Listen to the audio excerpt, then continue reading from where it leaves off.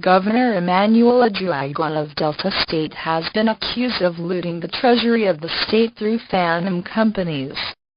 In a petition titled "How Uduaghan is Mortgaging the Future of Deltans," Part 2, a group named Movement for the Protection of the Rights of Deltans (MPROD) revealed that they were constrained as stakeholders to write the petition on behalf of the vast majority of Deltans, whose future and children's future are still being mortgaged by the fraudulent and rogue governor of Delta State, Dr. Emmanuel Uduaghan. The petition was signed by Alanza Moemeke for Delta North, Uduaghan, Delta Central, and Brisbane for Delta South. The petitioners alleged that they had expected the governor to focus on administering Delta State, one of Nigeria's richest states, with the fear of God and for the good of the people after their first petition. They accused the governor of being more brazen and audacious in stealing the state's funds. The petition stated, "Governor Uduaghan does not seem to care what becomes of the state as long as his selfish motives and ever-expanding appetite for illegal acquisition of state funds are satisfied." In 6 years of his administration, Delta State has been continuously raped and violated and left to bleed. Things are now so bad that Deltans have become nostalgic of the Ivory era, with all its atrocities. The group further alleged that Mr. Uduaghan had increased his monthly security vote from N$600 million to N$2 billion with nothing to show for it, as the state still witnesses an alarming rate of insecurity. Uduaghan was of using phantom companies such as DONPARKER, believed to be owned by one Omatsuli Toyo, his wife's younger brother and the governor's senior special assistant in charge of special duties, to siphon state funds.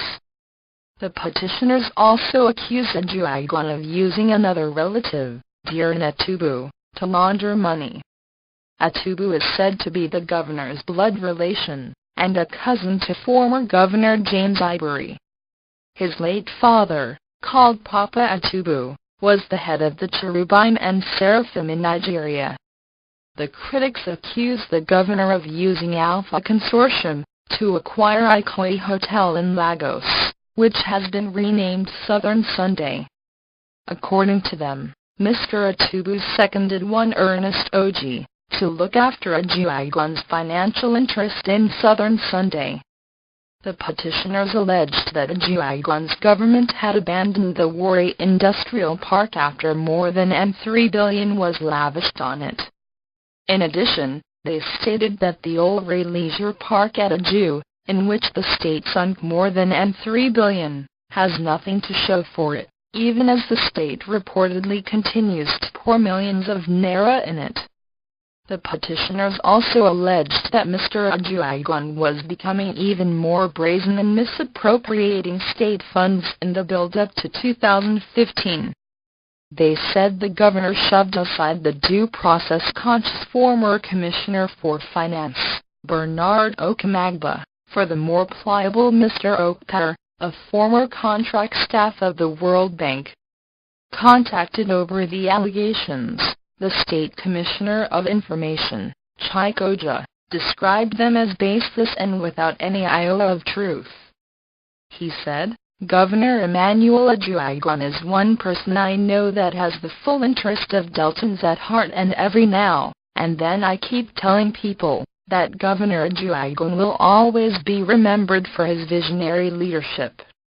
He said the governor had made an impact through his giant strides, human capital development and leadership. Mr. Oja added that Mr. Uduaghan's achievements could be seen across the 3 senatorial districts of the state.